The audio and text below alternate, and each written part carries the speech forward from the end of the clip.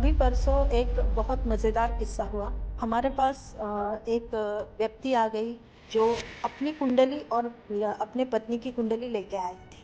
उन्होंने पहले मुझे अपने पत्नी की कुंडली दिखाई और बोले मेरी पत्नी बहुत ज़्यादा खर्चा कर रही है, तो कृपया करके इसकी कुंडली देखें और इसका रेमेडीज़ दीजिए। तो मैंने उसे हँसते हुए कहा कि उसकी कुंडली की कोई ज़रूरत नहीं, आपकी कुंडली देखनी है। तो उस लड़के ने पूछा कि ऐसा क्यों?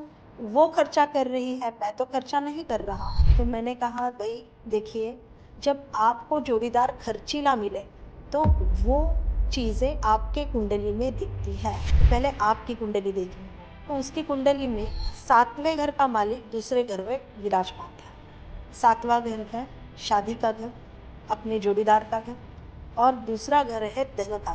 तो यहाँ पे जो कॉम्बिनेशन बना हुआ है, ये खर्चा करवाने वाला कॉम्बिनेशन ऑलरेडी उसके कुंडली में। तो उसे ये लड़की मिले या दूसरी लड़की मिले या किसी और से भी उसकी शादी हो जाती है, तो भी सेम सिचुएशन में बहुत बार ये देखा गया है कि जब ऐसी सिचुएशन कुंडली में है, तो ये भी माना जाता है, ये भी हम कहते हैं कि शादी के बाद आपका भाग्योदय है।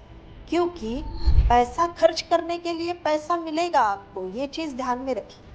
पैसा मिलता है तभी आपका खर्चा होता है। जिसके पास पैसा है वही खर्चा करेगा, जिसके पास पैसा नहीं कहाँ से खर्च करेगा।